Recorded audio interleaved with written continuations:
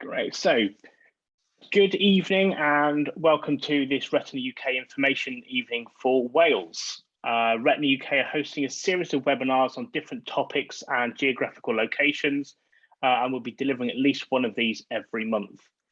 We are really pleased to have a number of eminent speakers join us this evening.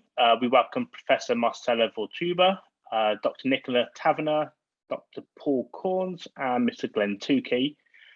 This amazing group will be talking through various subjects over the next couple of hours, with subjects including patterns of inheritance and genetic counselling, especially relevant to inherited retinal dystrophies, a summary of IRD research, an overview of current IRD gene therapy and treatment trials, how we're going to find new treatments for rare diseases such as IRDs, and we'll have an overview of technology solutions available for people with sight loss. There will be plenty of opportunities for you to ask questions throughout the evening, and there are a couple of ways that you can do this. You can either type your question into the Q&A section, which is at the bottom of your screens. These questions will be asked by the team on your behalf. Alternatively, you can raise your hand by pressing the Alt and Y key if you're using a Windows computer, or Option and Y if you're using a Mac. If you're on a tablet device, if you just press the reactions button, you can then raise your hand from there. What we'll then do is ask you to unmute your microphone and allow you to ask the question directly yourself. So please leave your questions in the Q&A section throughout the presentation, and we will have them answered at the end of each session.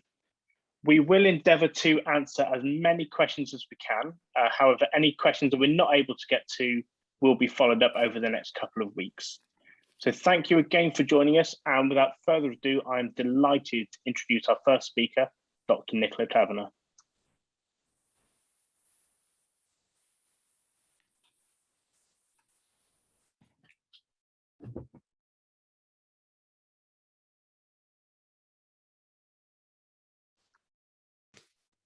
Good evening, everybody. We've got the technology working now. It's always a good start.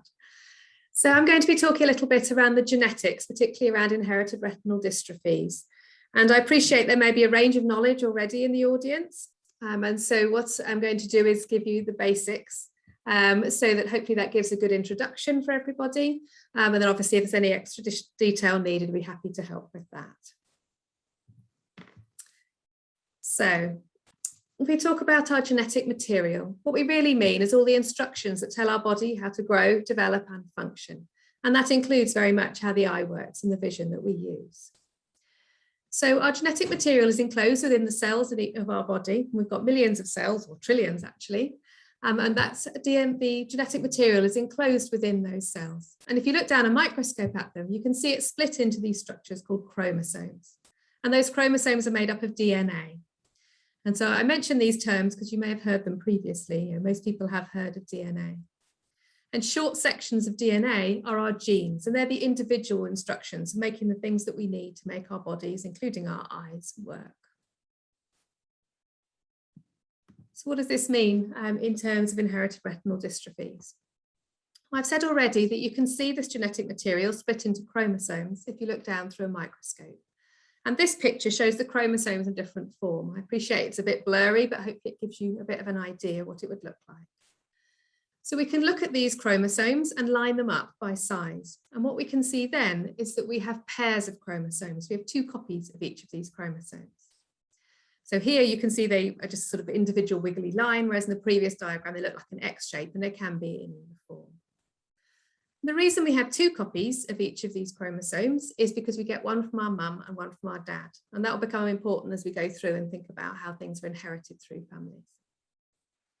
So we have 22 pairs that are numbered from 1 to 22, basically by size from largest to smallest. And those are the same between men and women. And then the last pair that you can see in the bottom right of the screen are what are called the sex chromosomes. And these differ between men and women. So in biological men, they have 1 long X chromosome and a short Y chromosome. And in women, they have 2 long X chromosomes. And that will become important a bit later on. So I said already that our genes are the individual instructions that tell our body how to work. So they encode a protein that works within the body. And it's when we have changes in those genes that we can have these inherited conditions. And different changes cause different conditions and are inherited through families in different ways. So I'm now going to talk about the main ways that things are inherited through families. And this will be different for different conditions. So this is quite a lot of information to sort of get in one go if you haven't heard any of this before, but hopefully it gives you a basis if you haven't heard it before, and we can readdress any points as we go through. So how are things inherited through families? So some conditions are inherited in what's called an autosomal dominant way. And so, for example, some retinitis pigmentosa is inherited in this way. And in this case, as I said, we have 2 copies of our chromosomes and therefore 2 copies of each of our genes. But if we get a variant in one copy, and that's really just like a spelling mistake, that means the instruction doesn't work properly, that would cause the condition. So even though we've still got one working copy, having a variant in one of the copies is enough to cause the condition. So in this case, certain types of retinitis pigmentosa. And the reason for that is either that the one copy that's still working isn't enough on its own, or it can be that the spelling mistake, the variant in the one copy, sort of interrupts the way the other one works. And so what does this mean when we inherit things through families? So if somebody has an autosomal dominant form of retinitis pigmentosa or another condition, they can pass this on to their children. So each time somebody has a child, they will pass on either one or the other copy at random, and the child will get the other copy from their other parent. And so when somebody with an autosomal dominant condition has a child, they can either pass on the copy with the variant, which isn't working properly, or they can pass on the other copy, which is working fine. Now that child will get a second copy from their other parent, which we would assume usually would be working fine because these are rare conditions. If somebody is affected by the same condition, then it would be slightly different, but I'm just going to focus on this example for tonight. And so if somebody has one of these conditions, there's a 50-50 chance for each child that they have that they would inherit that gene variant and therefore be affected by the same condition. And that happens each time somebody has a child. So the effect for the first child wouldn't affect for the second child. So you could have 2 who are unaffected or 2 who are affected, or one of each. It's often slightly more complicated than that because sometimes these show in different ways in different individuals. So some people might show less symptoms or slightly different symptoms, but broadly that's the way that it's inherited through families. So that's autosomal dominant inheritance. Many inherited retinal dystrophies are inherited in a different way, and this is known as autosomal recessive inheritance. And in this case, both copies of the gene have to not be working properly in order for the condition to develop. So I've represented that again here. We imagine each of these blocks is one copy of the gene, with the black box representing the fact the gene isn't working properly. So how does this happen? How does somebody end up with 2 copies that aren't working properly? So this is usually because they inherit this from their parent. So the parent again has 2 copies of the gene, but one of them is working absolutely fine and the other one has the variant that stops it from working properly. So they do not have the symptoms, they don't have the vision loss or whatever symptoms are related to the condition, but they do carry the variant that's not working properly. So they're known as a carrier for the condition. And if 2 people are carriers for the same condition, there's a chance that they could have a child that's affected by this condition. So as we said already, each time they have a child, they'll pass on either one or other copy of the gene that's associated with whichever condition it might be. And what that means, if you work it through step by step, is there's actually 4 different possibilities for each child, each time they have a child. So the first possibility is that both parents pass on the copy that's working absolutely fine, there are no variants, and so they would not have the condition, they wouldn't have any vision loss or other symptoms, and they also don't carry the condition, so they can't pass it to their children. The second option would be that the first parent passes on the copy that's working okay, and the second parent passes on the copy that isn't working as well. And so again, that child has one copy of the gene that's working okay, so they wouldn't show the condition, but they're carriers for the condition because they also have a copy that has the variant. The third option is the same, but I guess the other way round. So this time the first parent passes on the copy that isn't working and the second parent passes on the copy that is. And so that child would also be unaffected but be a carrier. And then the fourth possibility is that both parents pass on the copy of the gene that isn't working properly. and so they would have the condition. And as I said already, this is quite a few different types of inherited retinal dystrophy. So some types of retinitis pigmentosa are included, but others that you may have also heard of, so Bardet-Biedl syndrome, some types of rod-cone dystrophy or cone-rod dystrophy.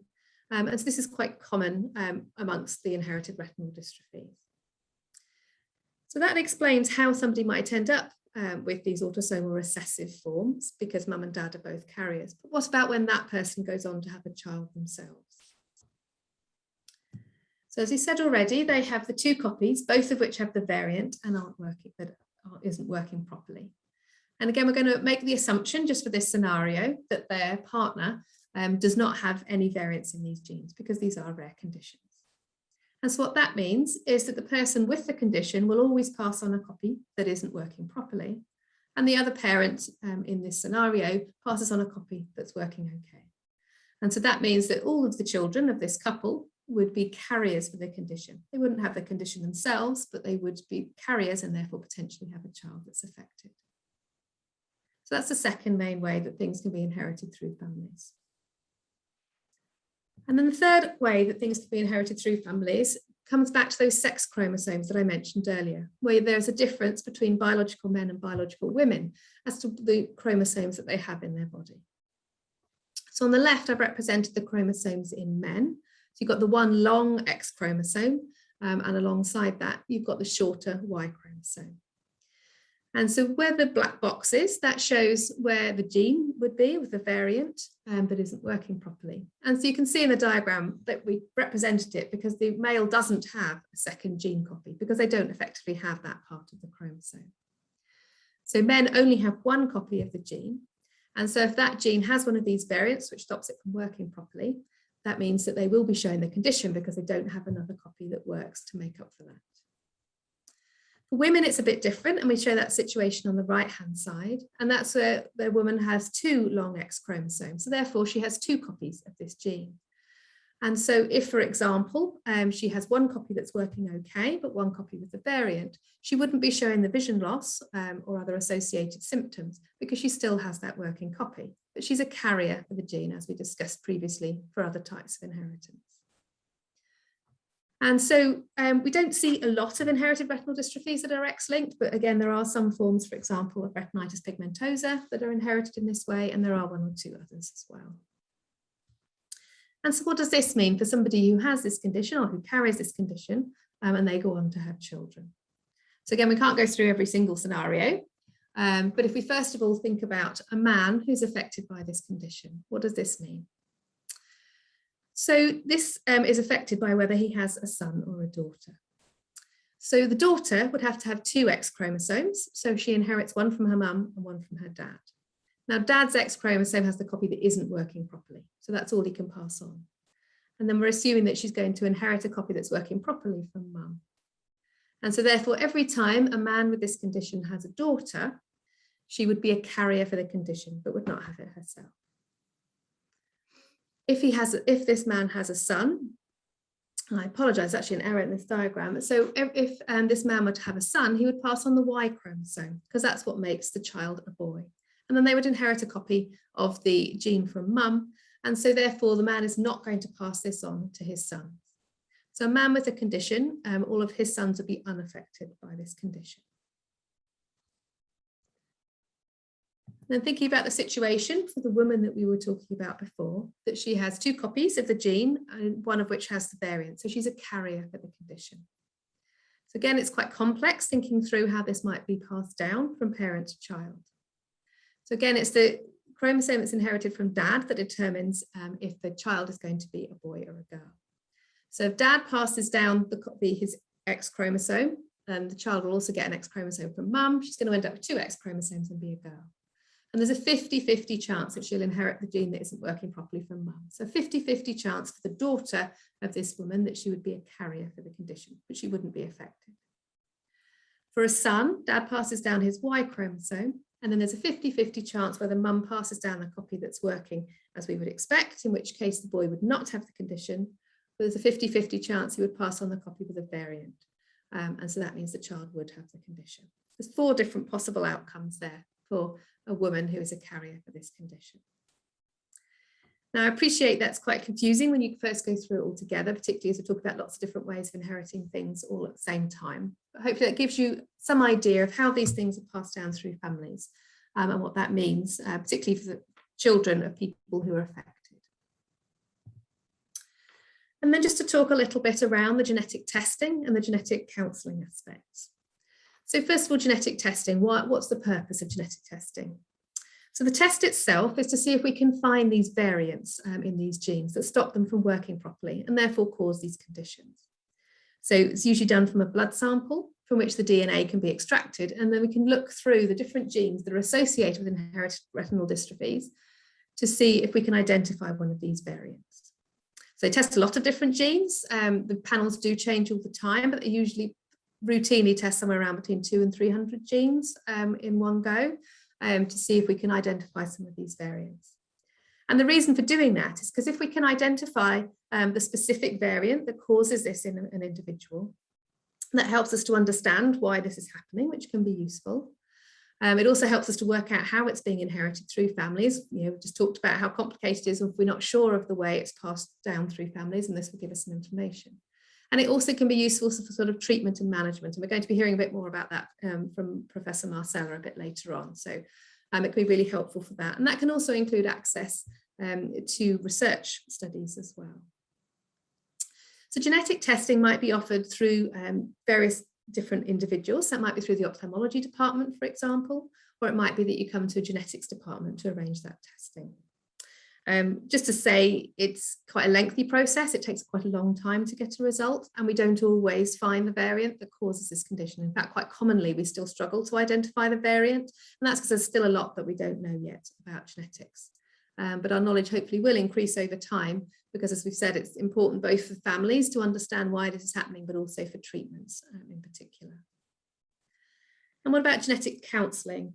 So you may or may not have heard or experienced genetic counselling, but this is carried out by people such as myself. So I am a genetic counsellor at the All Wales Medical Genomics Service, where we meet individuals with genetic conditions or who have family members with genetic conditions to help them understand a bit more about the condition and about how it is passed through families. And it's around helping them to sort of understand that information, understand what it means for them, adapt to that and adjust their lives accordingly. And also to talk about things like patterns of inheritance, so what the risks might be to children, what options might be available for people. And then importantly, it's also to provide some support within that appointment, but signpost on to additional support for families so they can have more of an ongoing input from others if needed. So it's not, psychological counselling, it's not a long-term relationship, but it's helping sort of bring in that information, use some counselling aspects to help patients adapt and make informed decisions. And then, as I say, to signpost on, and that's, for example, where Retina UK may come in terms of providing appropriate support for families who are dealing with this. Reproductive risks are one of the things that we do talk about, and that's why I've talked quite a lot about that today, for people to understand what the risks might be to their children, but it's also about wider family. And something else we work quite hard on is helping families to communicate with other family members in order to appreciate what it might mean for their wider family. So I'm going to stop there. Hopefully that's given you some information around the way things are inherited through families, and I'm very happy to take any questions. That's fantastic. Thank you so much, Nicola. Really appreciate that. So I'm going to hand over to Kate. But just for my people, if they do want to ask questions, there are a number of ways that they can do that. They can either raise their hand, and the ways to raise their hand, if you're on a Windows computer, you can press Alt and Y. If you're on a Mac, it's Option and Y. Or as I say, you can just press the reactions button and raise your hand. Alternatively, you can type any of your questions in the Q&A section. So over to Kate. Thank you very much, and thank you ever so much for that very, very clear walkthrough, all of the different situations that people can find themselves in, all those different inheritance patterns. As you say, it is quite a lot, I think, for people to take in one go, but that was a really clear, simple explanation of all those different situations. So thank you very much for that. We haven't got any questions at the moment. I was just going to ask you, Is the service in Wales currently seeing people online if they have a genetic counselling appointment? Yes, yeah. So we're still mostly seeing people online or by telephone if that's more suitable for people. We are moving back a bit more now to face-to-face appointments if that's what people prefer, and we are trying to do that around patient choice. Whilst of course the pandemic has had many negatives, one of the positives has been to bring on more options for people to be seen, and hope we're going to keep those as we move forward if that's more suitable for people. Yeah, because that kind of leads on, actually. What I was going to say was, I don't know what the kind of clinic availability is in Wales in normal time, you know, if it wasn't pandemic. And for example, obviously you've got very good services in Cardiff, but if you live up in North Wales, is there sort of access there to face-to-face appointments? Sure. So there's 3 main centres for the genetic service in Wales. There is one up in North Wales that's based in Rhyl. But what we also do is outreach clinics to some of the sort of more district general hospitals. Okay. And so in normal times, then absolutely people are able to access that more locally to them. I'm afraid, as with many NHS services, the waiting list can be quite long. But we are also hoping that by having the option of video or phone for some patients, if that's what they prefer, that would also help a little bit to manage that a bit better. Okay, great. And people, presumably, if they're not currently under the care of an ophthalmologist, can ask their GP to refer them into the genetic counselling service or genetic service?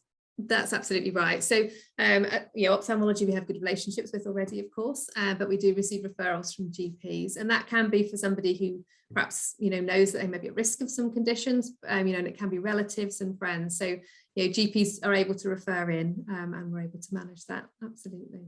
Perfect. Great.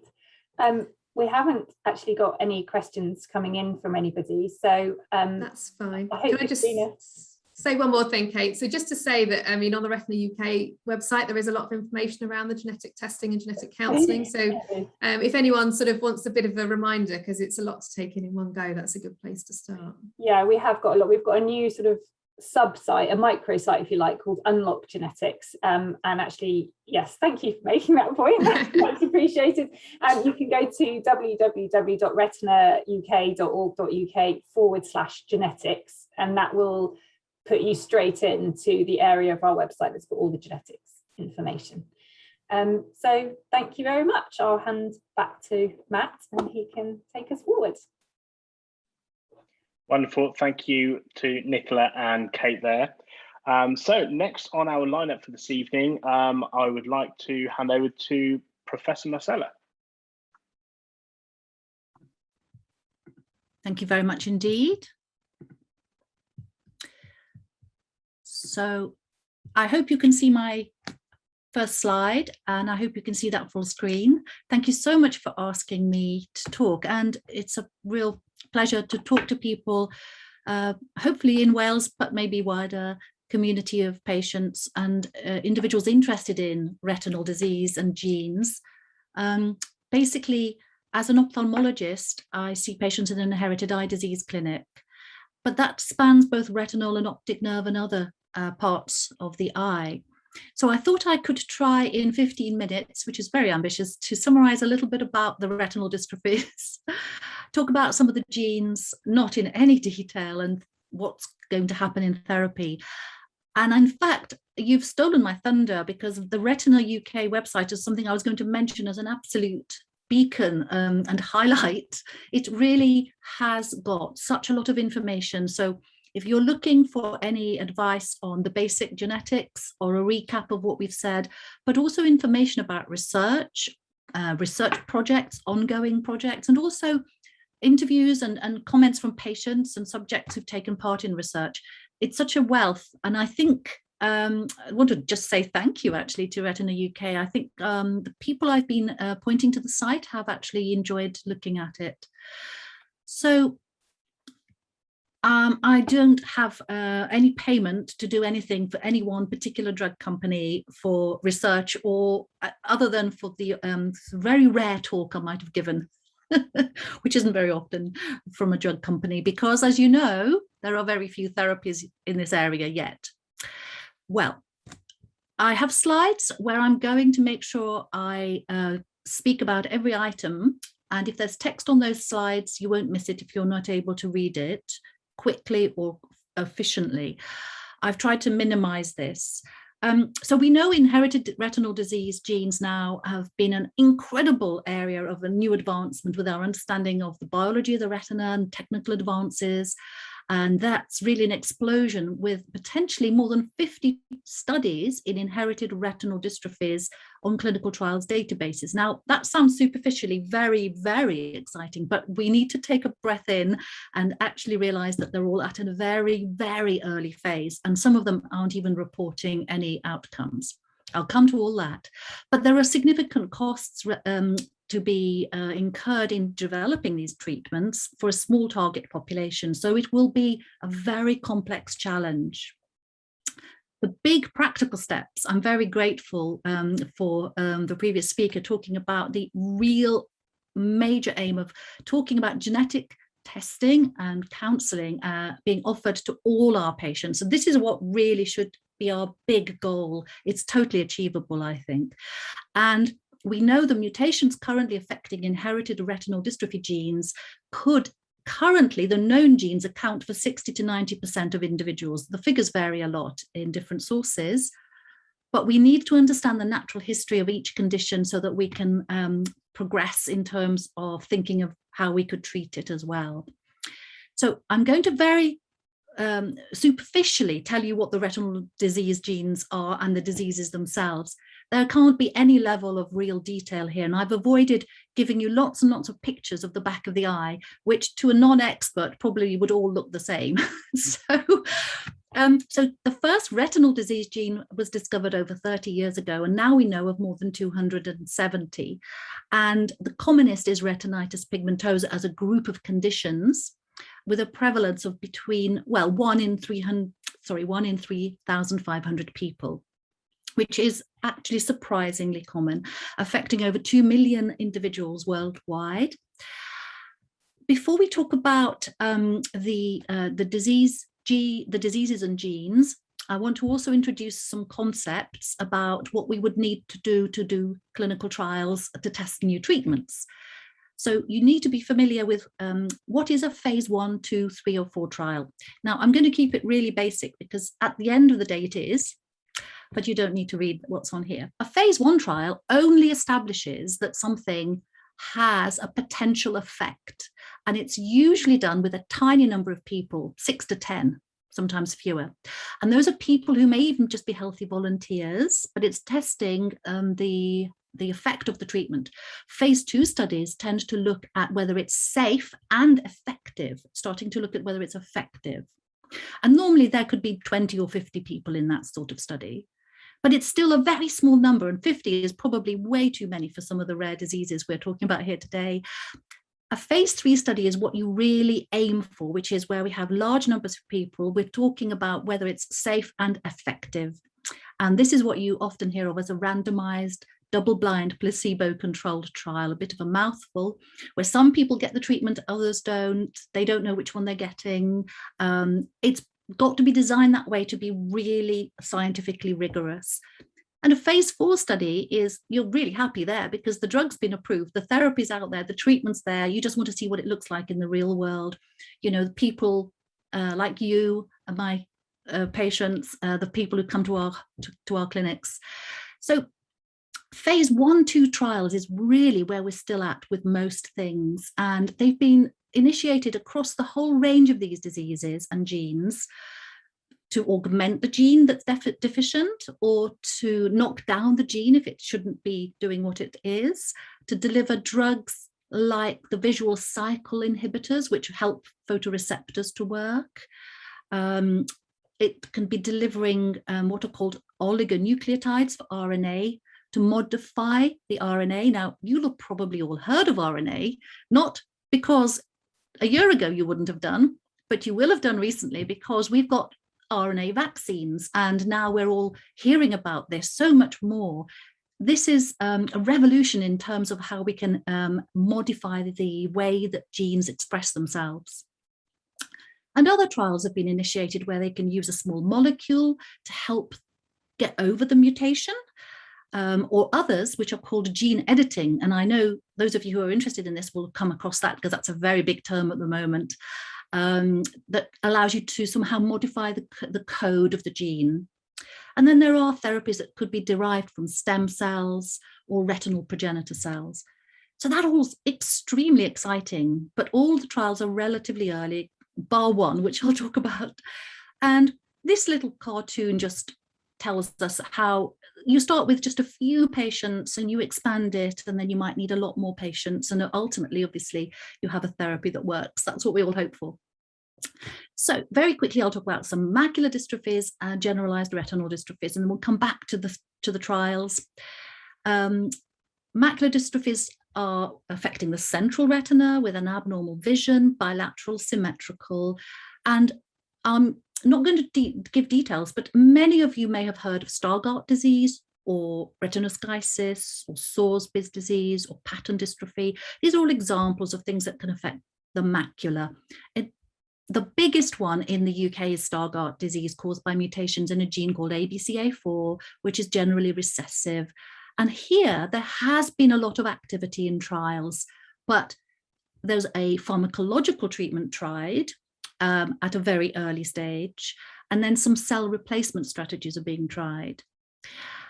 It has to be said that they haven't as yet proved really major advances, but there is a huge hope for the gene therapy trial that might be possible now, because it's been possible to redesign the way it can be delivered to the eye now, and it might be on for starting. So that trial has been long awaited, and patients with Stargardt disease, which is quite common in the UK, have all been asking about that if they have that condition. And I think it will be exciting to see how that progresses.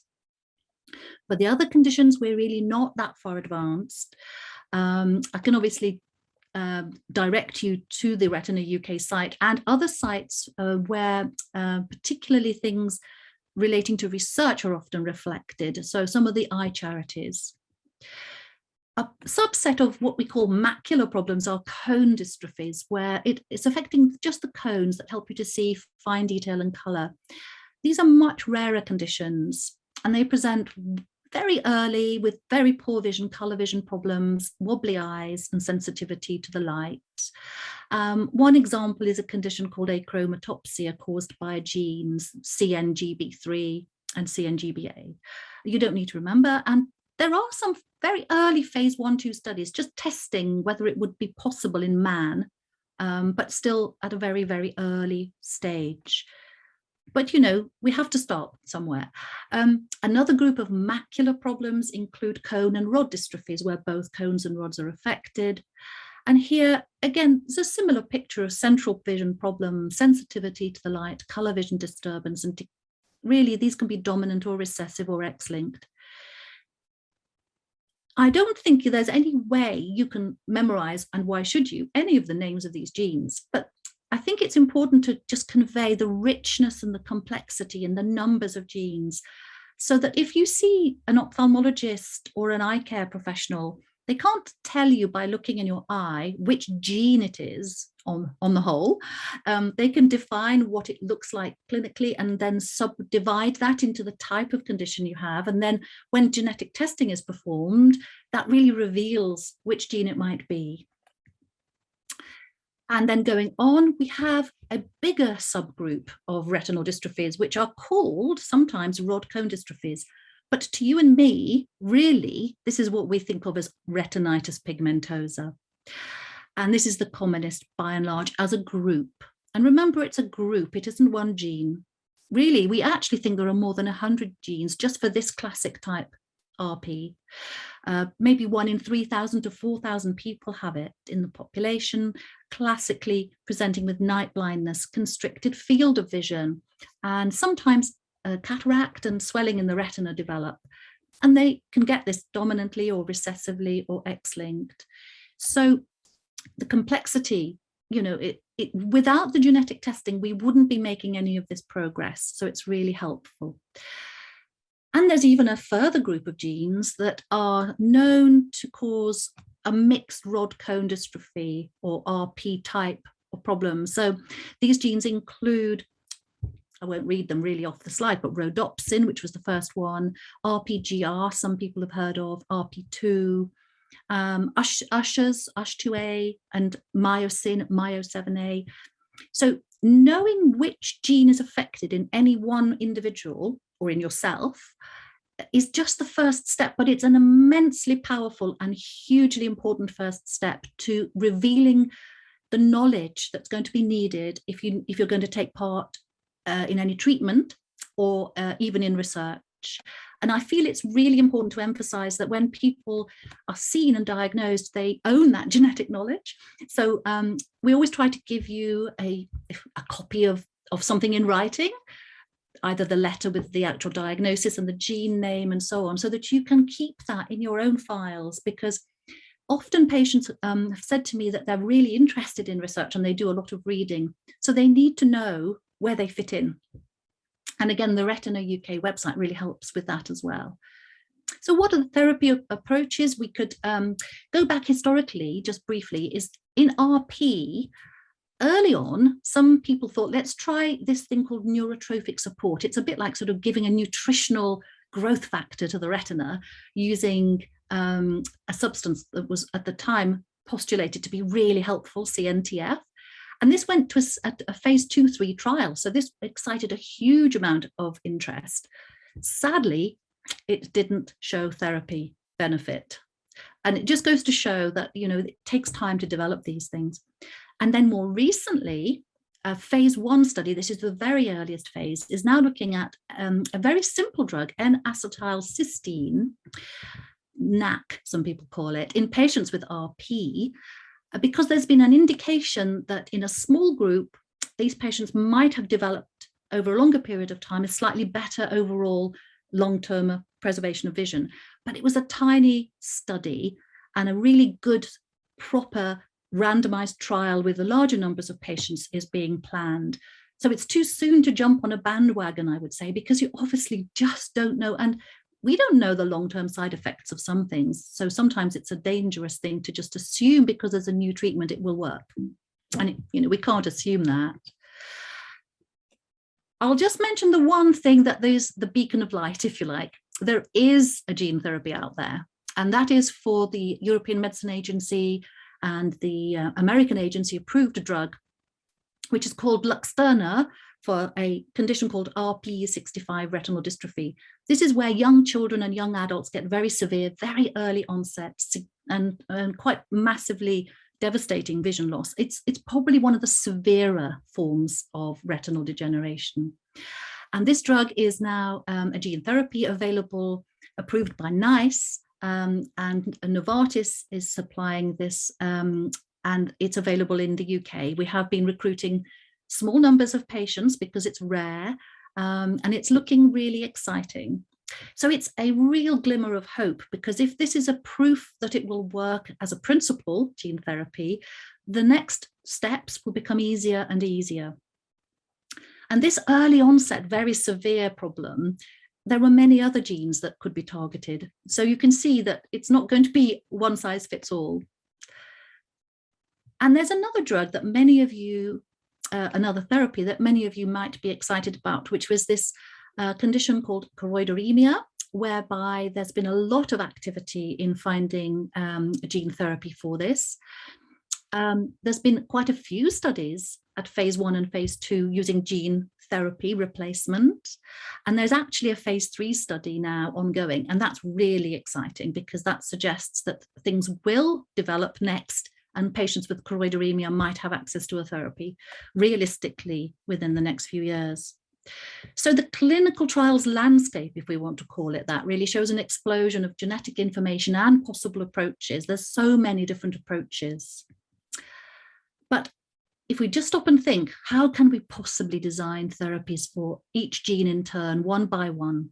That's just utterly nightmarish. People are now saying, actually, there may be cleverer ways to do this. Let's not focus just on the gene or the mutation. Can we find things that are more generic, where a type of advanced therapy could be used in a whole range of these retinal degenerations? This could be either protecting the photoreceptors, neuroprotection, or restoring therapy using some sort of cellular transplantation. And that is an area of real active interest. The next thing people are saying is, we've got very, very rare conditions here, very few patients. We do need to think more carefully about what people are calling outcome measures, how we assess whether it works well or not. Is it clinically meaningful to the patient? Do they think it works better for them or not? Is it valid, reliable, sensitive to change?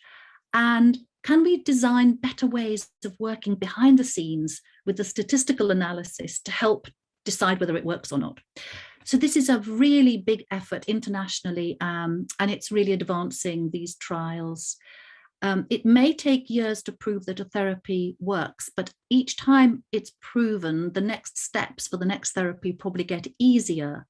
And that's a really hopeful view of things, although it still takes time. And there are a couple of basic things that I also want to say. I think it's truly important that this is all very ethically driven, that patients have the autonomy with informed consent, so they know what they're consenting to if they're in a trial or a study, that we do no harm, but that's really important. If a new therapy actually ends up blinding somebody, then of course it's a disaster, and that it's fair and accessible. And we need to give people guidance now about such a lot of other things. People are often asking about, what about the role of taking antioxidants or red light, or protecting yourself from blue light or electrical stimulation? These studies have by and large not been done, and it's tremendously tempting to go on a website and try some of these. And whilst some may not be dangerous, I would be very wary if they involve anything interventional. So there are some really quirky new ideas out there for how we could revolutionize new treatments. I found these, and I'm not going to kind of go through this, but there's one that purports to be able to use naked DNA gene therapy delivered using a laser. And initially, of course, that sounds too good to be true until you read the paper, which was published in a good journal, and you realize that this could be the beginning of something new. So, you know, we should be very open to new ways of doing all of this. So just summarizing then, we need to think about these new therapies for these conditions by thinking of priorities and recommendations. First of all, we need good information about what's going on in the disease with patients, natural history, how to design the trials, how we measure the outcomes so that they're meaningful to patients, how we standardize the outcomes, how we get over one of the biggest problems with gene therapy, which is sometimes causes inflammation in the eye. I mean, I haven't mentioned a lot of side effects here, but that's the one that people are worried about. How we treat children, especially, so that they get equal access if it's appropriate, how we give advice, and how we actually promote transparency and accountability. And rare diseases, of course, are particularly challenging if there are small numbers of individual patients in any one category. And I've mentioned already, we need this natural history information, meaningful endpoints, trial design. This is all the same, really. And I don't expect you to read the tiny text, because even I can't see it, but this title, The Uphill Battle from Bench to Bedside, Designing a New Therapy. There's a fantastic Bright Focus Foundation, US foundation, saying what we all really know is it can take anything up to 10, 15, 20 years it used to take to get a new treatment out there. This is getting faster, but it's still not going to happen in significantly less than maybe 5 to 10 years. And that's because there's such a lot of wastage in the system, in that new treatments are tried and they fail. So you have to try the next one, unless you're very, very fortunate. And in terms of access, Paul's going to talk next about some of these issues relating to costs, but there's a European Alliance for Transformative Therapies, which is seeking to bring together both patients, patient organisations, members of parliament, MEPs, patient groups, medical experts, to talk about how gene therapies and advanced therapies could be delivered. Not about the science, but about the practical issues, because those will be huge. Accessibility, deliverability, and affordability. Those will be big problems once we have more and more of these treatments. So I think that takes us to where I think Paul might be going, because obviously those will be the practical issues around delivery. Imagine that the science has delivered and the therapy is there. that doesn't mean it's going to be out there in the clinic. And if we have, if we have the expertise now, we can refine it and make it faster and better, but we'll still have to deliver it in the real world.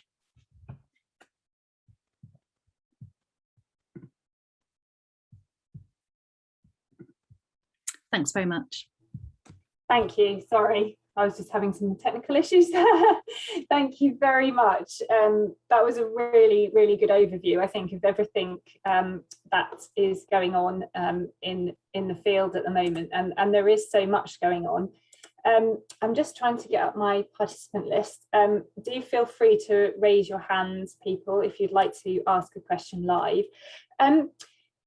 One question just while we're waiting for anybody. So many of our community are obviously, and as you know, so frustrated by the length of time it takes to get these treatments through. And a lot of the time people say to us, but the COVID vaccines have come so fast.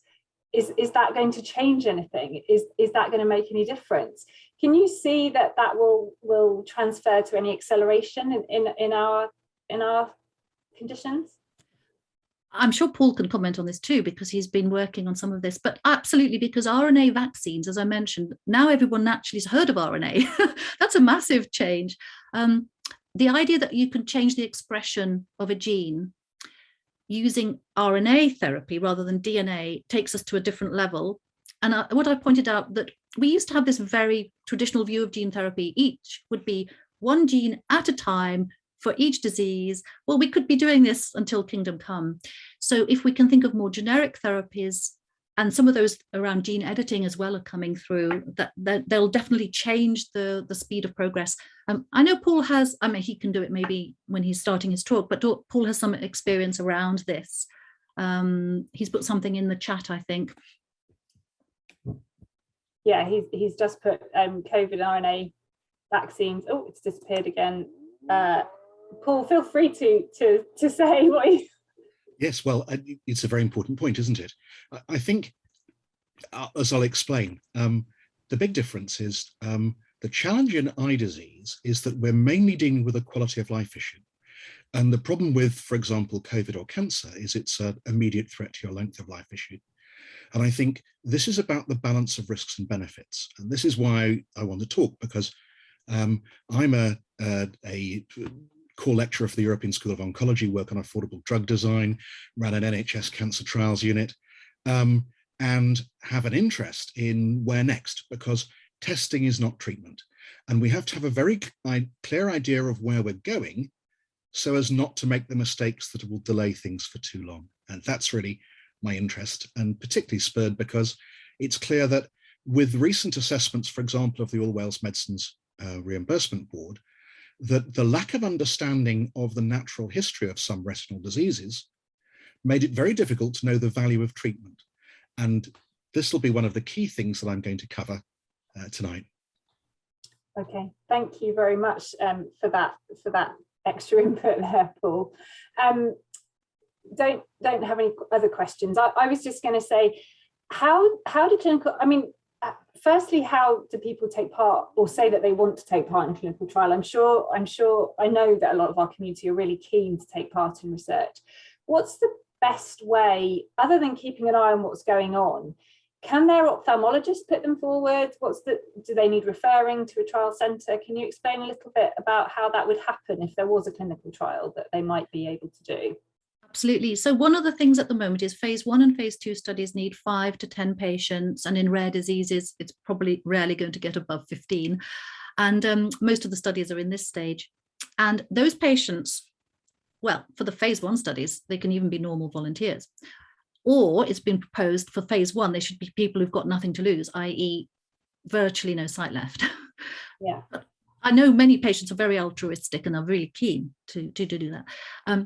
But the thing to point out is that when they are recruited to any study above phase 2 and phase 3, what the centre or the trial is looking for is a population of patients who are almost identical to each other.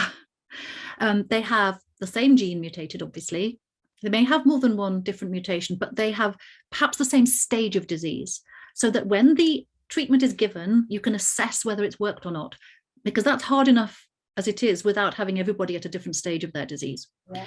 So patients are really rigorously assessed as to whether they're suitable. That's not whether we like you or not, or whether you're, wearing the right coloured hat. You've really got to fit what are called inclusion and exclusion criteria for the trial. And that can be really challenging because they may really only want to have patients at one stage of that disease. And sadly, if you're either before that or after that, it's not possible to take part in the trial. And you may say, why not? Well, because if you recruit everyone, that's when you do the statistics at the end, you won't be able to see whether it's worked or not. So when it's a trial, it's a trial. That's the difference, isn't it? And it's got to be done in a way that is once and for all going to show whether it works. What we don't want is lots of murky water. So patients being recruited, how do they do it? You're right. Initially, those tiny numbers, they don't get much benefit from being in a phase 1, phase 2 trial. The phase 3 study, there could be arguably some benefits. And that's where patients are called for nationally quite frequently through the website of the organisation or the funder or the place that's doing the trial, or through a call in the community, and the ophthalmologist can then write. So frequently we might write to a centre saying, we've got a patient with this condition, very interested in research. I know you might have a study. Could you put them on your books? They've sometimes been examined. They come back and they're kind of waiting in limbo to see what happens. So that's the way to progress. I know it seems rather, well, I wouldn't say ad hoc, but it's not a perfect system yet. But if there's a therapy, of course, that becomes a different kettle of fish. Absolutely, yeah. And I think probably what I would say to people is just keep saying to your ophthalmologist, keep visiting an ophthalmologist, and then at those appointments say, is there anything going on? I'm really keen to take part, and perhaps just keep pushing yourself forward. So we've been so lucky in Wales. I would say to people, if you can bear the once a year visit, please come. Because you're right, being there means you're more able to see what's going on quickly. Being out in the community, can feel very lonely. Yeah. And we have actually got a question from Sam. Thank you, Sam. If a treatment gets approval, so it's successful in its trial process and becomes more widely available, how is the treatment prioritised then for those that it's suitable for? Well, it's not prioritised if it's approved, because it'll have been approved on the basis of certain criteria already, i.e., this is the group of patients who are eligible for this treatment, because we've seen that this is the group of patients that will benefit. Paul will cover this a lot more. And once approval is given by a European Medicines Agency regulator or a European regulator, or NICE approves it, they will lay down the criteria, and rightly so. I'll give you an example with IPE65 Luxterna gene therapy for this very early onset retinal dystrophy. There are criteria about if the vision is below a certain standard, you won't benefit from it. If you don't have a certain area of normal retina that's defined really closely, which is quite generous. It's not, it's not meant to be nasty. If you don't have that, then it's not going to help you, because it won't restore what isn't there. It then talks about making sure that there aren't any other diseases and so on. So it's not a case of prioritizing patients once the therapy is available. It's more about making sure they fit the type of patient that will benefit, basically. And one of the problems is, if somebody hasn't got any central vision left and you're treating a disease where the central vision is the problem, of course, a gene therapy isn't going to make a difference. So it's going to be very important to convey to individual patients what this therapy can and cannot achieve. Some therapies might, in the future, work on transplanting cells, or they might be able to restore. Some will maintain, and some will aim to maintain and stop progression. And these are all very different trajectories for an individual patient. Yeah, and I think organisations like Retina UK obviously have a really important part to play in managing expectations. So it's our communication needs to be very clear, so that our community know that they're coming to us to find the truth, what really can be achieved or can't be achieved. And I think that's something for us to always remember. Thank you very much, Marcela. I think that leads really nicely onto Paul, actually. Matt, I didn't know if you wanted to pop back and introduce Paul, but I'll let you get on with doing that. Yeah, thanks, Kate, and thanks, Marcela. That's really good presentation. It kind of just brings in the key points that we're really looking for. And again, thanks, Paul, for coming in to answer some of those questions.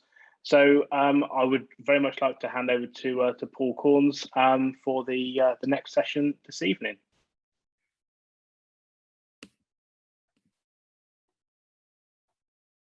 Very good. Can you see my screen? Are we up and running with the technology? Yeah, we can see that. Very good. So look, what is an oncologist doing at a meeting like yours? And I'll tell you, you've heard, I've been an NHS cancer trials lead. I'm an oncologist. I steer the Working Party on Access to Innovation in Cancer Treatment for the European School of Oncology, work on drug design, sit on European Commission studies, but I have an interest in this. And as both of you have said, I have a personal interest. I have retinal disease in my family.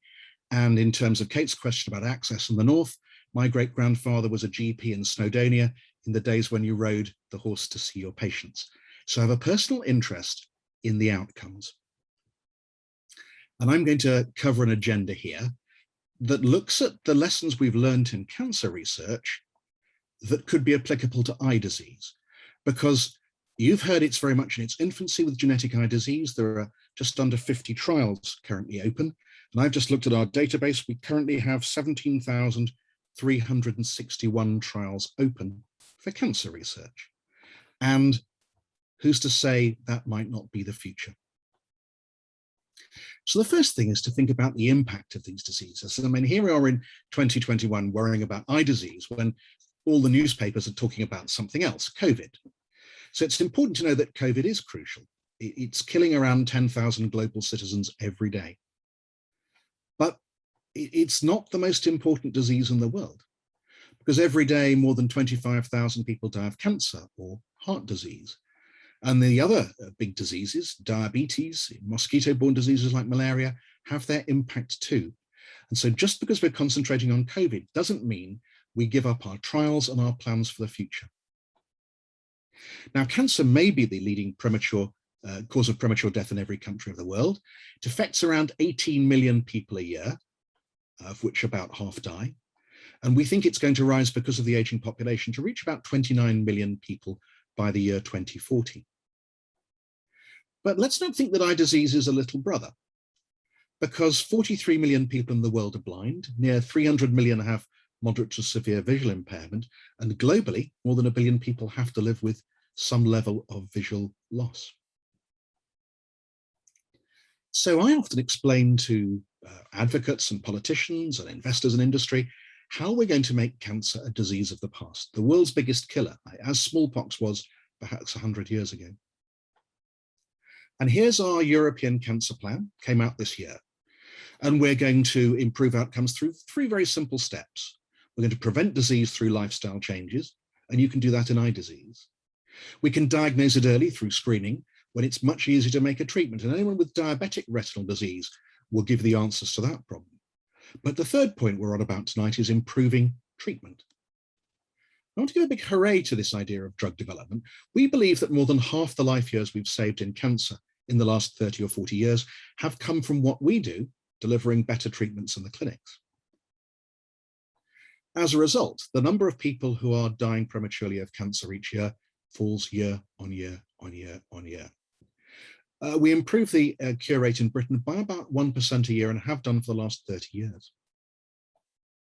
Now, if we extend that forward, if we can keep the innovation going that's been led in cancer for the next 30 years, something quite remarkable will happen. We will eliminate cancer as a cause of death in our under 80 population, which is astonishing when you think where we are today. And all it means is keeping this cycle of innovation running for the next 30 years, as we've already achieved. It's nothing impossible. And it changes what we already do in the clinic. Now, this big step in making an accurate diagnosis is crucial. About a decade ago, we would typically approve 4 new cancer medicines every year. But the breakthrough in diagnostics, genomics, and all the advanced chemical tests means that we're delivering 10 new cancer medicines a year. And as Prof. Marcela told you, each medicine might in the end work on many diseases. So of those 10 new cancer medicines for 20 years, 20 new drugs, they have impacted on more than 100 different cancers. So innovation can work, and it changes, as I've said, the clinic. And you can see I've got, what little hair I've got left is grey. When I started, cancer was very simple. The patient would say, Dr. Paul, what have I got? And I'd say, well, you have, for example, breast cancer, because we can feel the tumor, the lump in your breast. It was an anatomic diagnosis. But already things are changing. We have diagnostic markers, which we can use chemical stains to look at cells. And so I can now have an idea of what is perhaps driving a cancer. And I now know that breast cancer is more than 10 different diseases, just like you heard that retinitis pigmentosa is more than 100 diseases. So when the patient says, what have I got? We now say, you have breast cancer type ABC. And each of those diseases has its own natural history, its own prognosis, and its own optimal treatment strategy, such that treatments that we thought didn't work when we saw breast cancer as just one disease are now highly effective for different versions of that disease. Well, where are we heading? We're in the genomic era. And with the 100,000 Genome Project, we're trying to make a genetic diagnosis on every cancer patient. And here's the first generation map of the human cancer genome. And by finding the pathway that's been dysregulated in a tumor, we can find the best drug class to counter it. But we don't have a drug in every one of those classes yet. But with 10 new drugs discovered every year, who can say? What can we do already with that? Well, we can make a tumor disappear in as short as 11 days. Transforming medicine, you won't need surgery if that happens. Already, by selecting the drugs that work, those that we have work 6 times better than they did before. And the idea of an underlying disease means that the pink ribbon of breast cancer will disappear. We'll explain that you have a tumor driven by a particular gene pathway pattern with its own treatment strategy. And a sensible patient will say, well, Dr. Paul, as your questioner did, will the National Health Service cover that? And now we have a problem. None of those innovative drugs had a ticket price of less than around £110,000, 150,000 US dollars. We have a problem. Just as we believe that we could eradicate cancer as a major public health problem in Europe within some people's lifetime at this meeting, we would fail not because we haven't conquered the science, but because we haven't managed the economics. And we have to make a case for cancer medicines along with eye disease and everyone else. The world currently spends around $1.5 trillion a year on medicines. More than half the world's population takes at least one prescription medicine every day. It's a lot of money.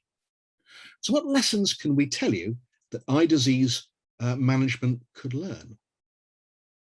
Well, I've told you that rational drug design needs a precision target to aim at, which is why it's crucial that all the patients get diagnosed. Now, that's a problem for us in cancer. Only about 10% of people with familial cancer syndromes we think have probably been diagnosed yet. And then the second issue is affordability. And already the lessons are being learned. There are more than 300 precision drug targets ready for trials, but there seem to be some strange responses by the funding bodies. So an artificial nerve growth factor for corneal keratitis at a cost of £14,000 for a course of treatment is rejected by NICE. And yet, Dr. Nicola and Prof. Kate will tell you that with the right version of RP, they will spend £613,000 worth of treatment on you with Luxterna. Now, we were that way in the past. If I go back to 2007, not 2017, with 67 new cancer drugs on the market, the UK was bottom of all the European countries in access to novel medicines about 14 years ago. So I'm interested not in just developing the drugs, but in you getting them launched and approved in each country. And take it from me, there's 190 countries in the world, of which 160 belong to the WHO. And if I say of the last 54 innovative cancer drugs launched, in how many countries were at least 75% available and funded within 2 years of their approval, the answer is 3 nations of the world. And if I said how many had at least half the medicines approved, launched and funded, the answer is 9. And who are those 3? Britain, Germany and America. It's a transformation within 15 years. We do it by having a specific high-cost drugs fund ready for cancer. Costs us around £340 million a year, and that has transformed the situation so that not only is Britain a developer of next-generation cancer drugs and a trialist of them, but users of them too. And there's a lesson for us in eye disease. Now, how do we find that sort of money? Well, if you look at the prescriptions of health services, you'll find out that out of every 100 drugs prescribed, 3 are innovative novel medicines, but 97% of them have been in use for more than 10 years. Now that's important because a patent on a drug lasts about 10 years. And once that's up, other manufacturers can make competing drugs called generic and biosimilar versions. And you'll see that even a moderate price saving on 97% of drugs will deliver enormous amounts of money for your Innovative Medicines Fund. And this is a WHO priority that I've been working at through their WHO Cancer Program. So we need a budget to expand access to innovation, whether it's cancer treatment or eye disease, and we have our current budget. And 10 times a year, we used to have to go to NICE and say, there's a new cancer drug. Remember, each drug will perhaps impact on 20 different cancers. We need 20 different reviews and 20 different budgets, please. And that meant we lagged behind by years. What we needed was a perpetual innovation fund to manage this expectation. And to fund it, we needed to take out from our budget each year savings that wouldn't compromise care and reinvest that into a recurring innovation fund. And in medicines, that's easy. Once patents expire, multiple manufacturers can make copies, generic and biosimilar medicines, the prices fall, and we make those savings. And this is number 1 of the 10 steps that the World Health Organization advises to expand access to treatment.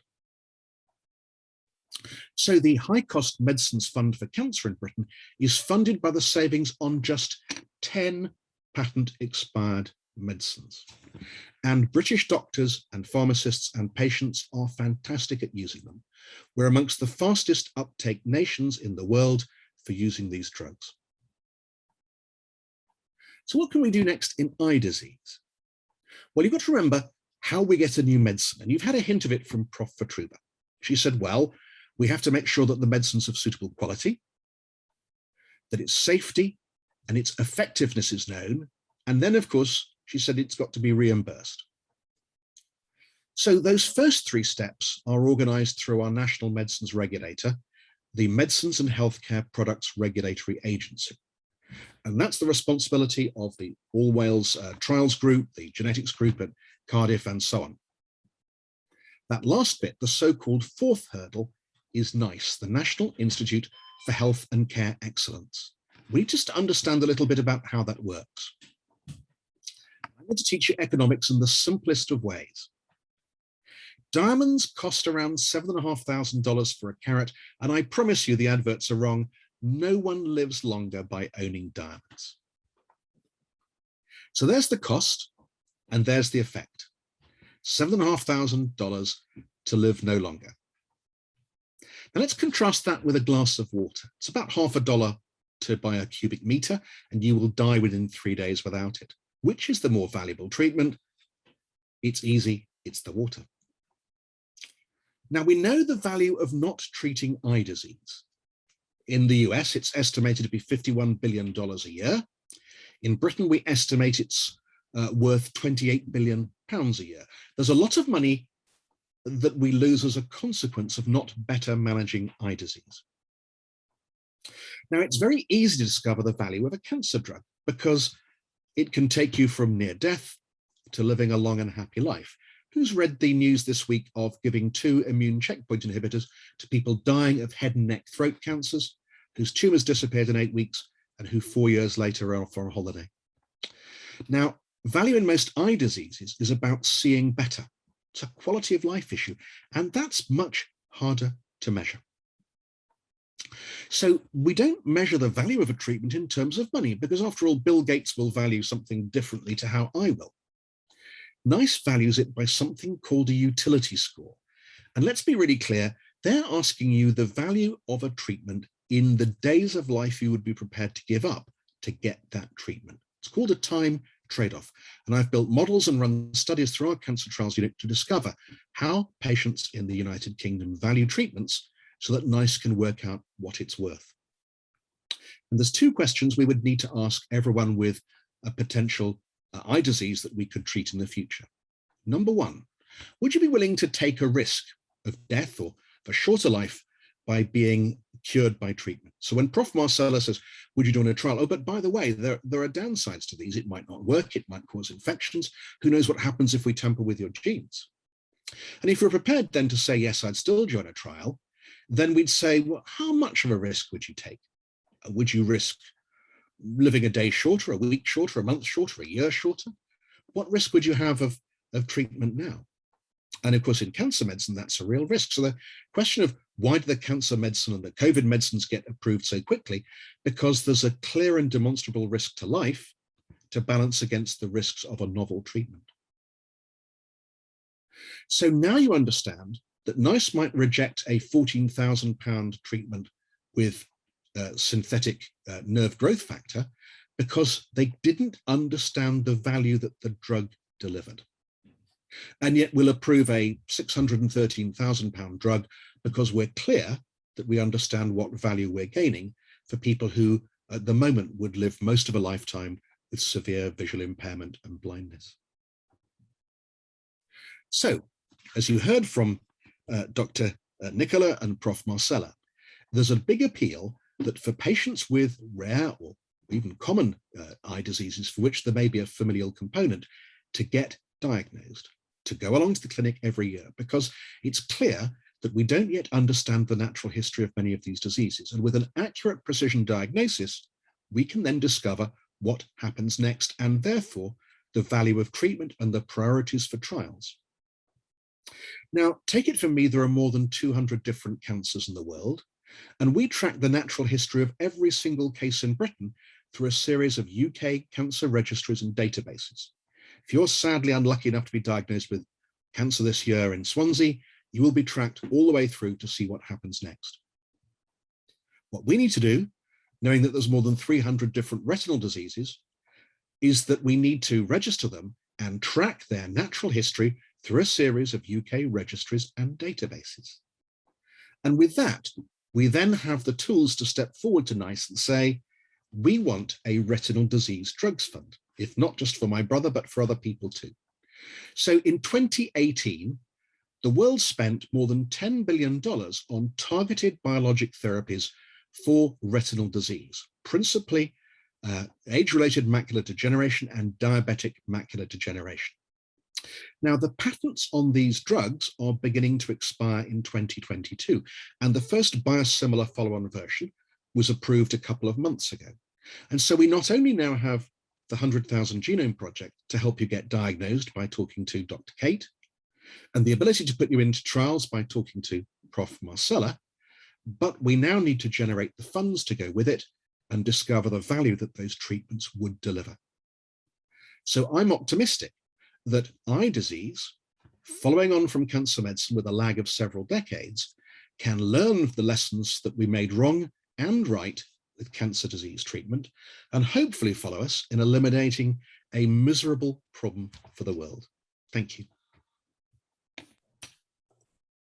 Thank you, Paul, very much for that. I think that was a really good explanation, I think, of the challenges that day to day, I think many of us forget about. We're very focused on the research and we're very focused on the laboratory development and the clinical trials, and we forget how many hurdles there are before a treatment can actually be given to a patient within the NHS.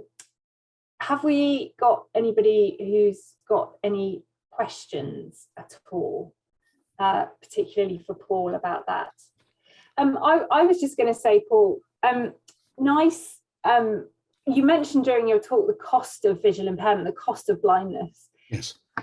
NICE, does NICE consider that when weighing up not the cost of a new treatment and whether it's worth paying for the NHS? What cost to society do NICE actually take into consideration? So look, that's a very good question. And if you had £5 for every time Sir Mike Rawlins and I clashed at a NICE meeting, I wouldn't drive a Toyota, I promise you. So look, it goes like this, that NICE is very much focused on the costs to the health system. Mm-hmm. And it doesn't take societal costs into account, except through this idea of the utility score for patients.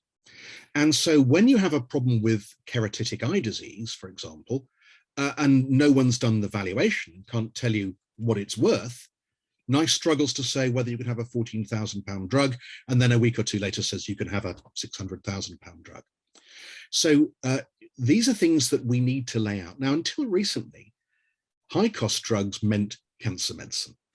Pretty much if I said, oh, there's a $1 million drug out there, you'd go, that sounds like a cancer medicine. And what we're seeing, of course, is that the cost of eye disease drugs is suddenly becoming a major issue.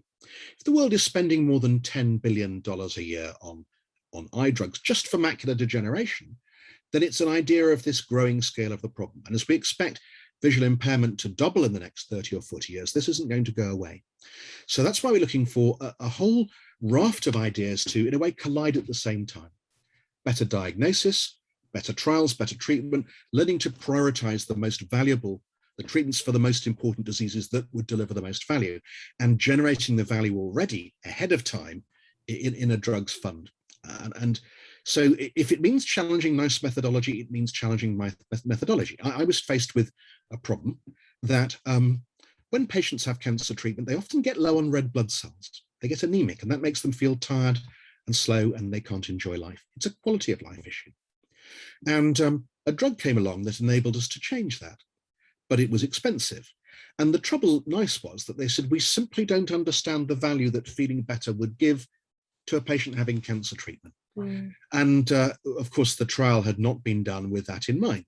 Mm. So what I did was to ask citizens of Bath to volunteer through the local libraries, and we constructed a utility study to find out what that value was. And the result was, of course, that we could go to NICE and then with the right data, get the drug reimbursed. And that was done not just by me, but I went in conjunction with the ovarian, the gynecology cancer advocacy groups, a bit like Retina UK, for the women who'd most benefit from having that treatment. Mm-hmm. And that really came about from one patient that told me how her life was turned around by being in a trial and having access to that drug. And it made me suddenly see value from the patient's perspective. Mm-hmm. So I think the transformation that's going to have to come is going to be very humbling for doctors, but useful. It's going to be great for patients because we're going to give you a tool to say, I told you so, this was important for me. Mm-hmm. So when you want to know why, as Prof. Marcela said, why are people having strange untested therapies? The answer is because studies show that 75% of patients in the Netherlands with a retinal disease would take a treatment that might make them live shorter and might kill them in an effort to be cured. And that tells me that there is a lot of value to be had in better treatment of eye disease. But we need a partnership between the researchers and the patients and the advocates, and then, of course, the drug developers, and finally, you, the taxpayers who fund it, to make it work. As I say, being tested is no treatment. To be in a trial is to develop a treatment, but we want it for everyone, as that questioner said, and that means solving the value issue as early as we can. And it's clear from that, obviously, that the experiences of people living with these conditions are so important. It's so important that their voice is heard, and that we somehow, between us all, get through to NICE. What we're going to need to be doing, as I say, is that, we've funded cancer registries so we understand the natural history of cancer. We now need to work with the advocacy groups for vision disease and build the same databases and get them funded in the same way and say, look, this is coming along. There's no point developing the drugs and then at the last minute, as we discovered in the All Wales group with idebenone, going, and what's its value? And the answer is, well, you want to know how would a patient value it in terms of their life? And the answer is we simply didn't know. And why? Because we hadn't got those patients and sat them down and asked them. So next time you come to Dr. Kate's clinic or Professor Votruba's clinic, if a researcher comes and says, could I just ask you just for a few minutes to tell me what it's like to have your disease, that could be valuable. Now, some of you will say, I've done that, and I'll tell you why. We ran a pilot study in the clinic, the Genetic Eye Disease Clinic in Cardiff, where I added the NICE questionnaire, which you may not have realized, to all the patients coming, and we timed it. And we showed that we could do the NICE patient-reported outcome quality of life study, the one that will tell us the value, with no additional time at a routine in every clinic. And I did that because we had some research staff who would do it. What we now need to do is to build that into all the eye disease clinics so that in time we can build up the database to tell us more accurately, what's it like? What would patients risk to be better? And take that to NICE and say, here's our priorities for funding, and take it to the researchers and go, well, Prof. Votruba, Paul has 17,300 and whatever trials in cancer, you've got 50. What is the next one we're going to open in Wales? And it should match the priorities of patients. Okay. Thank you very much. It's a really interesting area. I think we're going to have to move things on because I think we're already running a little bit behind, but thank you so much, Paul. It's a pleasure. I'm sure we'll talk a bit more about this sometime. Yes. And we've got time at the end as well, I think, for some additional questions to everybody who's spoken. So I will let Matt. Thanks, Kate, and thanks, Paul. That was really, really interesting. So our final speaker of the evening is Glenn Tukey from Sight and Sound. I'm here to talk about technology for people with sight loss. After Glenn's done his presentation, we have a general Q&A for everybody on, as Kate's just said. So I will hand over to Glenn. Thank you very much. Thank you very much, Matthew, and graveyard shift for me tonight. So quick 15 minutes, they said, romp through assistive technology and where it's going next. I think it's more like 15 years. Certainly the next 15 years is what I'm going to try and cover here quickly for you tonight. So I'm Glenn Tukey from Sight and Sound Technology. Just a bit of background. We've been around for 43 years now, leading UK and Irish company looking at low vision blindness. We're also into literacy and behavioural and other conditions as well that require technology to support them, hopefully allow people to get on better in their life with the help of technological support. We audit, we assess, we make sure the technology all comes together. And the most important part of any of the things I'm going to talk about is training and supporting it, because so many people, particularly elderly people, struggle to get to understand and use the technology. If you don't get the best out of it, it's of no value to you. And I think that's a crying shame when that happens. Too many people are using tech or try to use tech, but they don't know how to get the best out of. Why am I here tonight? Well, I wanted to talk to you about a couple of things which I've been seeing as I search the world for the best new technology to bring in to Sight and Sound Technology and to bring in to the UK markets, including Wales, of course. And the three areas that I see are moving really fast, really quick in a market where for low vision technology, it hasn't moved very fast in the last 20 years or so, but it's starting to accelerate now. And why is that? Amazingly, it's the driverless car technology that's really driving technology into the low vision area. And whilst the speakers here tonight have talked to you about, hopefully, and we all hope that we can get to a point where we can cure and certainly stop some of these eye conditions causing the challenges that they do.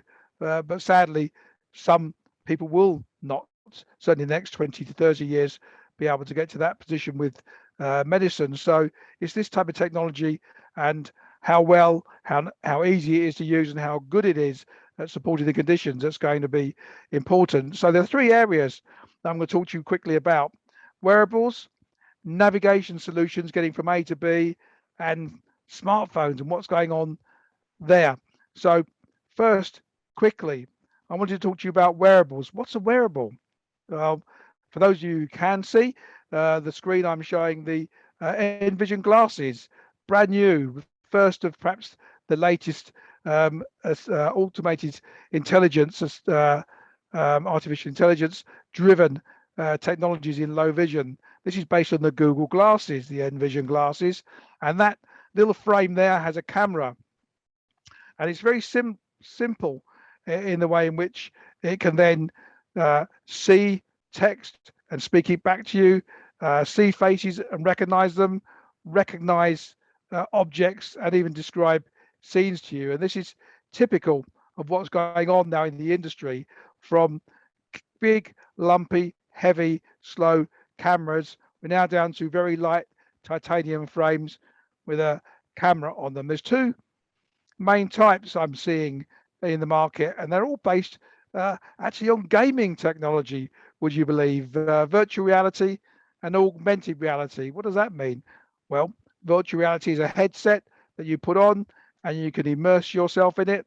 Well, those type of products are looking very much at using camera technology presented onto a screen in front of your eyes to enhance your vision, either augment it, perhaps bring the light up, make it crisper, make it easier to see with some of my condition, or maybe virtual reality, where actually it's using the technology to actually present the image that it sees to a different part of your eye so that your brain can understand it and you effectively see it. So very clever technology coming along, very light. Yes, unfortunately, quite expensive as well, generally £3,000 to £5,000, but it's fast, it's quick, and it works. Some of it is standalone. Some of it, you may have heard of the Orcam, which is a little camera that connects to your glasses and does facial recognition, will scan and read text for you. Others, like the Google glasses here, connect to a smartphone and use the internet to do that conversion of text or description of a scene, sending the image back to a central database and use the app to do that. Of course, as we know, there are many people who struggle to use smartphones, and therefore that technology still is very much the province of those who are dexterous and perhaps capable. But the standalone apps are still very powerful and could be used by people who don't have that type of skill base. So those are moving along, and it's very accurate now with scene description, face recognition, object recognition, and very fast and very quick as well. But you may have seen, or you may see if you now go off after this and start looking, that many of the devices appear to cover your face like a ski mask, and perhaps aren't aesthetically pleasing. But if you're sitting still and trying to read something, then maybe it's not so bad not to look as smart as you wish, but certainly to be able to see that text, read that letter on your own. The Envision glasses are pretty unique, and this is where technology is moving now. It will actually read handwriting. It might not read my doctor's handwriting, mind you, but it can certainly read generally well-written hand text. And that is yet again another acceleration and change in the way technology is going. So you can now hold a greetings card in front of your face, and those Envision glasses that I'm showing here will be able to read them. Now, also, we're seeing with some of the technology that they're starting to differentiate between the different types of sight loss. Many of the ones that were coming to the market in the last 2 to 3 years were trying to be all things to all people. So if you have peripheral sight loss or central vision loss, then it was trying to correct them all, which isn't possible with technology and camera technology very easily. So now we're seeing those technologies split out, and some which are really there for people with central vision loss, and some which are there for people with peripheral vision loss, and they improve the field of vision. And actually, some of them are very clever and have anti-tremor software in them. So if you're shaky or not steady on your feet, then the camera technology can even correct the images and present them to you there. So look out for wearables, because that is the way in which the market for scan and read and magnification is going now. So gone perhaps is that desktop machine that took up half of your dining table 5 years ago. So that's one class of technology that I wanted to briefly tell you about. The second is navigation, and getting people from A to B outside is very difficult, particularly as the sight loss becomes more severe, and down to the level, obviously, blindness, and moving from A to B is very, very, very difficult. So getting navigation to actually navigate from A to B outside is hard. Your car can do it, your mobile phone can do it, but will your mobile phone tell you if you're on the pavement or whether you're in the middle of the road? I suspect it might not. So if you have no sight, then you could be at personal risk until we get these technologies to be that sensitive. Well, it's coming along. Some of the technologies will be that sensitive, and I am trialing already some one called Wayband and one called Waymap, which purports to be able to keep you on the pavement rather than down the middle of the road and get you from A to B. But at the very simple level, there's technology which is strap or band related. I'm showing an image on the screen here of a Sinu band. It's a little radar detector that clips to your wrist and sends out a radar image, and that sends a vibration back to tell you if you're within 1, 2, or 3 meters. You set it from an obstacle, and you can obviously move your wrist round to scan the route in front of you, and that will tell you if you're reaching an obstacle. Would it substitute a cane? Probably not. Although some, like the strap technology, which is going to come out of Mexico in the next 6 to 9 months, does purport to make the cane redundant. As a long time operator in the market of low vision, I'm not quite sure we will get there, but the strap technology actually is like a harness that fits to your chest, and it sends out a radar image or signal that is clever enough to actually see stairs going down or stairs going up, and undulations in the ground, which something simple like the Sinu band perhaps wouldn't see. And this strap technology will vibrate more quickly if the steps are low, and slow and long if the steps and drops are high. In the development phase, not here yet, but that are the claims they're making. So you're starting to see some very clever technologies now come in to the low vision markets. The other area that I'm seeing a lot of technology development being undertaken is for navigation inside. We've long had beacons and images that can be scanned by a camera that will perhaps recognize where you are from the label in the image, and route you, perhaps a bit like Google Maps, in the right direction. But the very newest technology, one called Clue technology, for example, actually learns the path you're taking. So it maps where you're going. It'll map a chair or a desk or a turn in a corridor or a light or a door, and it will help you get back to the point at which you started. So it maps it on the way out, and it navigates you on the way back.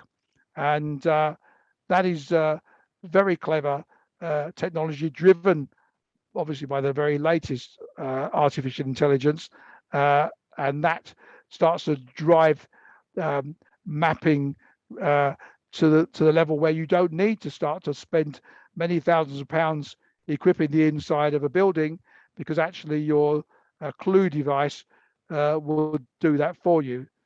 Now imagine that people who have mapped various routes start to share that on the internet and in the cloud, and suddenly you get to a space where people can actually download the Clue map when they arrive at the door of a building, and take the experience that somebody else has had of going from A to B and take it for themselves, and map themselves out and map themselves back. And those are the type of brand new technologies I'm seeing and I'm playing and working with now in the navigation space. So I think this is Google Maps Plus for low vision, using a mixture of haptic and wearable technologies. And then what you're starting to see is the wearables that I've just shown you and the navigation that I've just spoken about will start to come together. And the device that you're wearing as a magnification, text-to-speech reading tool, or scene describer may also well be able to send you from A to B. Lastly, in my 15-minute romp around technology, I wanted to talk to you about apps, because apps on smartphones, and you do need to be a smartphone user to use an app. They are also starting to now support some very clever and accessible technologies. Inventors are starting with the Android suite. So if you're an Apple iPhone user, yes, I know you spent quite a lot of money on it, but it also costs quite a lot of money to develop on those platforms. So inventors tend to go through Android first before they get to Apple. But the key here is not so much that the smartphone app might do the type of things that a smartphone will do, but perhaps better for low vision. The key here for people with low vision, and specifically blindness, but low vision in general, is to make them accessible. And one that I've been looking at, which is coming to market very, very soon, called VoxMate, which will be very low cost. It's only a few euros a month to support it, but it makes your phone a highly accessible platform, just using 4 swipe gestures to actually move around the phone through menus and into the different places that you want to go. And I think VoxMate is going to be a very interesting platform on which many more apps arrive for people with low vision. Why? Because actually it makes them easily accessible. You only have to learn 4 different gestures and allow yourself to move through the different levels of whatever it is that app is doing for you. And that's the key here. People still struggle even with smartphone tapping, double tapping. And with VoxMate, you learn swipe up, swipe down, swipe left, swipe right. So we're starting to see that type of technology come in. And then the last piece in apps is where the LiDAR, and super LiDAR apps are coming in, and they are clever. They are smart, accessible apps that go one step further. They use a camera, part of your camera phone, and if you look at your camera phone and see it's got a little round dot next to the 3 cameras, that's LiDAR. Now, super LiDAR uses that camera not only to look at the distance, what is around you, but it looks at the distance of things in your surroundings, and it's able to map and describe the surroundings back to you. So now, with an app which has got super LiDAR in it, it will not only just tell you to go in this direction, but it will tell you the stairs are 5 meters away. It will tell you when you've got to turn. It will tell you if the lighting's poor. It will also give you haptic vibration type feedback as well, left and right, up and down, depending on how the app itself presents this. So smartphones are smart, but for people with low vision conditions, they're about to get very, very much smarter with super LiDAR, because it can actually describe the surroundings, map it, paint the picture for you, and feed that back to you. And in conjunction with something like VoxMate, making it easy to get to that information, then suddenly your smartphone becomes probably 100 times more accessible than it is now with voiceover or feedback. And we're actually even seeing diagnostic apps emerging as well now, which are starting to bring monitoring and measuring of eye conditions down to an affordable level, such that general opticians and certainly even individuals at some point should be able to measure and have interpreted some of the conditions of their eye. I don't think you'll ever take away the need for the expert to interpret it, but certainly some of the measurement and tracking of eye conditions is coming out of some of this app development technology. So that's a quick romp through of the way in which perhaps started with driverless cars. This type of technology is driving through wearables, making them smaller, lighter, more powerful, and even reading handwritten text through to navigation devices, remembering where you've been and getting you back to where you started, and of course apps on your phone that truly are accessible. But even longer term, I've been playing with some devices that bring all of those things together, but I've also been playing with robotic guide dogs, and amazingly I have been watching in Japan robotic guide dogs maneuvering their way and taking their owners not just around courses but up and down stairs as well. So the day is coming when I think we will start to see really everything driven by some form of AI, and I think this is going to have enormous benefits in the world of low vision. So stick with me and Sight and Sound Technology, because this is what I spend a lot of my time doing, is finding these technologies to bring them here into the UK for people to work with and try. So I think I'm just about on my 15 minutes. Here are places you can go to get a little bit more information about what I'm doing, what we're doing at Sight and Sound Technology. We have a smartphone app that you can download, which talks about technology to support specific eye conditions.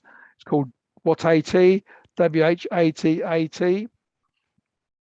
Another good place to go is our YouTube channel, the Sight and Sound Technology YouTube channel, where you'll see a wide range of different podcasts and videos, some of them 5-minute coffee cup type videos, some of them longer, covering off some of these type of technologies in more depth with some of the inventors and people that we've been talking to, and that I've summarized here tonight. You can always talk to us and our technical support teams at Sight and Sound as well, and you can find us on the website and Sounds, or give us a call and we'll go into some of these in more detail for you.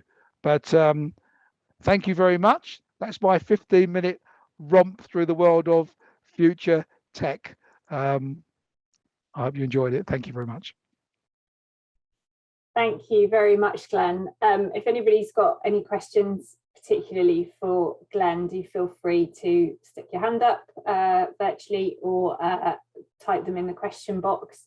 Glenn, click. Oh, we have got somebody's hand up. Oh no, they've gone away again. Is it Rui? Sorry if I'm not pronouncing your name correctly. That may just have been a hand up by mistake, but do put it up again if it wasn't. I was just going to say, Glenn, clearly there must be quite a variation in cost between some of these technologies. The apps, I think you mentioned a few pounds a month for one of the apps, but I know that some of those wearables are, in the thousands of pounds. Is there any kind of funding available from anywhere to make some of those things a bit more accessible to people who might not perhaps be able to afford that? Well, yes, there is. And well, firstly, they do vary quite considerably. And some of the smartphone apps are going to be very affordable, in a few euros, a few pounds a month. And you're absolutely right. If you get to the top end of the industry at the moment, and the Orcam, My Eye, and even the Envision glasses, £3,000 to £3,500. That's not cheap. But there's quite a lot in between, but there are still hundreds of pounds. Funding. So where do you get funding from them? Well, if you're in employment, the Access to Work scheme run by DWP will, of course, help you out. Your employer should always make reasonable adjustments by law. If you're in higher education, you can lean on the Disabled Students Allowance funding, which will fund all of the technology that I've shown you here, plus your training, plus your support for the length of your course. You can, through many of the charities, get some form of charitable support, and certainly with us, you can extend the cost of the technology through an interest-free scheme over 1, 2, and 3 years. So there are ways of making it more affordable. But yes, you're right. There are not many places you can go. And of course, if you go to Europe, where so much of this technology is funded by insurances, Germany, Belgium, Holland, example, then it's very sad that we have to battle hard, and I have to take hard-earned money from people to, provide and support them with this technology. But it is coming down in price, and I do hold out a lot of hope for smartphone apps, as I've just described. Some of them will, I think, be accessible enough and cheap enough to become mass market, and that's what we would all like to see, isn't it? Yeah, absolutely. Okay, I think we're about at the right time to open the floor to the whole speaker panel. If anybody has got any questions for any of our speakers tonight that they've thought of as the evening's gone on, do feel free to pop up now and put your hand up. Matt, do you just want to remind people how to raise their hand? I can't. Absolutely. So yeah, there are a couple of ways that you can do this. So if you're using a tablet, there'll be the reactions button, which will allow you to raise your hand. If you're on a computer, so a Windows computer, you can press the Alt and Y key. And if you're on a Mac, you can press the Option and Y, and that will raise your hand, so we can then ask you to unmute your microphone and ask the question yourselves.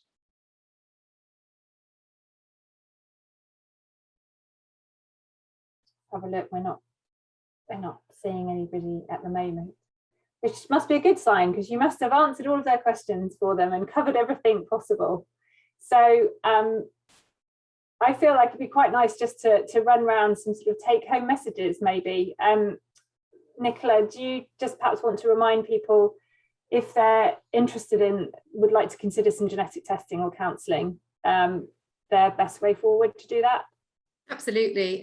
So your ophthalmologist will be an expert in some areas of this as well, particularly around the diagnostic genetic testing.